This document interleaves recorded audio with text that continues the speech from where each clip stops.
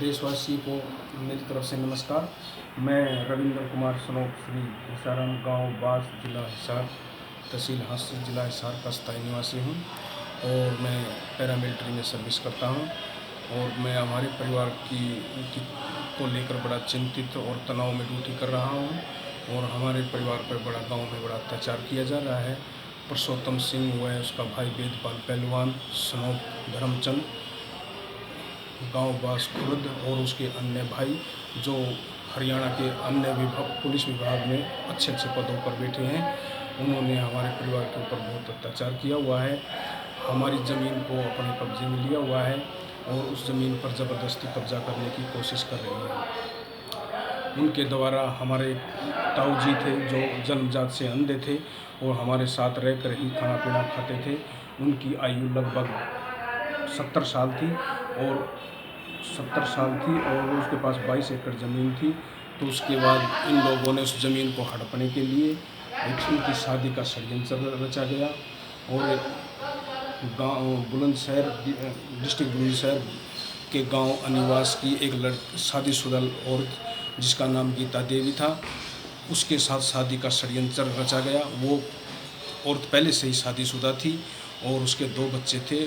उसके पति जीवित थे। वो उसकी शादी गांव कुरालसी जिला मुजफ्फरनगर उत्तर प्रदेश में हो रखी थी और सिर्फ इस ज़मीन को हड़पने के लिए ही शादी का झूठा ढोंग रचाया गया था, जिसकी मिली भगत में पुरुषोत्तम सिंह, जगमहेंद्र और वेदपाल पहलवान अन्य सभी थे। उनके द्वारा ही ज़मीन को उनके साथ मिलकर हड़पने का प्रोग्राम था।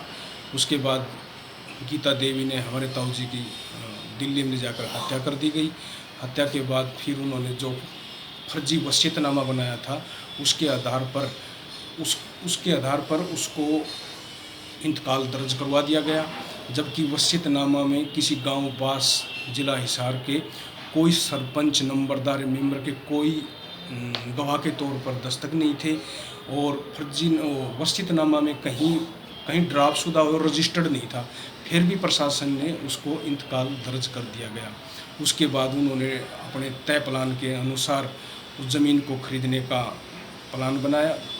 बनाया और उन्होंने उससे वर्ष 2001 में वो ज़मीन की फर्जी रजिस्ट्रियाँ तैयार करवाकर उस ज़मीन को अपने कब्जे में ले लिया। उसके बाद हमारे परिवार द्वारा हांसी कोर्ट में केस संख्या 147/2000 दायर किया गया, जो चलता रहा। हम भी न्यायपालिका के न्याय के इंतज़ार में बैठे रहे। हमने किसी अधिकारी, किसी कर्मचारी, किसी अफसर या मंत्री को नहीं बताया। सिर्फ हमारी आस न्यायपालिका पर थी।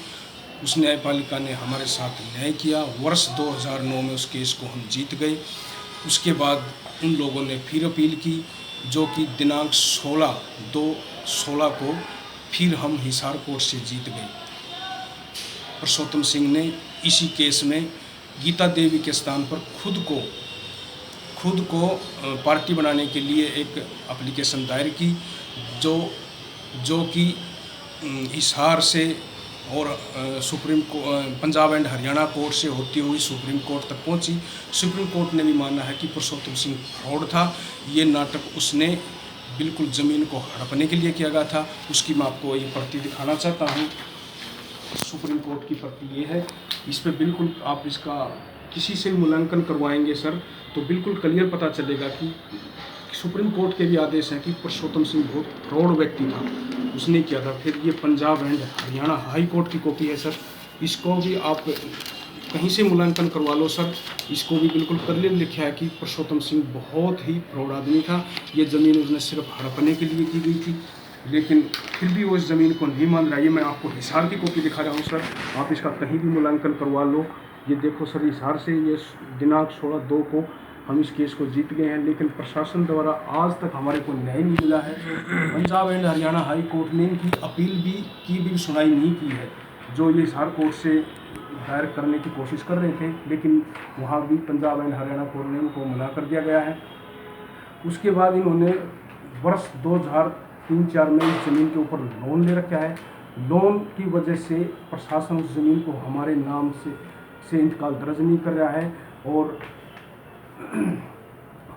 बार बार उन लोन की ही समस्या करता, जबकि लोन सटे ग्रांट होने के बाद लिया गया है। और सर इन लोगों द्वारा जब ये ज़मीन का बैनामा तैयार करवा रहा था, उसी दिन कोर्ट से सटे भी हो रखा है कि ये इस पर किसी व्यक्ति कोई भी इसमें दखलंदाजी नहीं कर सकता। लेकिन ये बहुत ही चालाक और जासूस व्यक्ति थे। इन्होंने उस बैनामा में अपना समय डलवा लिया। कोर्ट के ग्रांट सटे ग्रांट में भी इन्होंने समय डलवा रखा है, जबकि किसी कोर्ट किसी आदेश में अपना समय दर्ज नहीं करता है। लेकिन इन लोगों ने कोर्ट के आदेश में भी समय डलवा लिया है। बार बार ये हमारे परिवार को मारने की धमकी दे रहे हैं और बोल रहे हैं कि कैप्टन अभिमन्यु सिंह हमारा जाति का है और हमारे सपोर्ट में है, हम उसके बिल्कुल नज़दीक हैं। कैप्टन अभिमन्यु का हमारे को पूरा सपोर्ट है। जब तक कैप्टन अभिमन्यु रहेगा तब तक हम इस ज़मीन को आपके नाम नहीं होने देंगे। और बार बार उनके द्वारा हमारे को धमकी दी जा रही है। कैप्टन साहब को भी मैंने पत्र के द्वारा बताया, सर ये बिल्कुल जालसाजी है और इसमें हमारे परिवार को न्याय दिलाएं। और हमारा परिवार मुख्यमंत्री साहब से भी 2 बार मिला है, उनको भी सारा बताया, उनको भी केस समझ में आया, उन्होंने भी माना कि वाकई में हमारे ऊपर न्याय हो रखा है। मैंने प्रधानमंत्री श्री नरेंद्र मोदी को भी एक पत्र लिखा है, जिसकी मैं प्रति दिखाना चाहता हूँ उसे। ये लिखा है, लेकिन हमारे परिवार को अभी तक न्याय नहीं मिल रहा है। और सभी संबंधित हिसार के जो संबंधित हैं सभी को मैंने इसकी प्रतियाँ दी गई थी, लेकिन फिर भी प्रशासन कोई कार्रवाई नहीं कर रहा है। और कैप्टन अभिमन्यु की हमारे को बार बार धमकी दी जा रही है और हमारे को गांव से पलायन करवाने तक का उन लोगों का प्लान बना हुआ है। हम गांव में अल्पसंख्यक हैं। सर जी, मैं आप सभी से मैं अनुरोध करता हूं, देशवासियों से, अधिकारी मंत्रियों से, कि हमारे परिवार को न्याय दिलाएं। और बिल्कुल ये आप एक एक डॉक्यूमेंट्स चेक करें। मैं नहीं कहता मेरी बातों पे विश्वास करें, आप पूरे प्रकरण को जांच करवाएं, पूरे प्रकरण को देखें कि इसमें कौन धोखाधड़ी, किसने जालसाजी की, कौन था इसमें वो था, तो उसकी जांच करवाकर हमारे को जल्द न्याय दिलवाएं। और उस ज़मीन पर आज भी वो खाली पड़ी है, लेकिन वो बार बार हथियार और ये दिखाकर हमारे को उस ज़मीन पर फसल नहीं उगाने दे रहे हैं।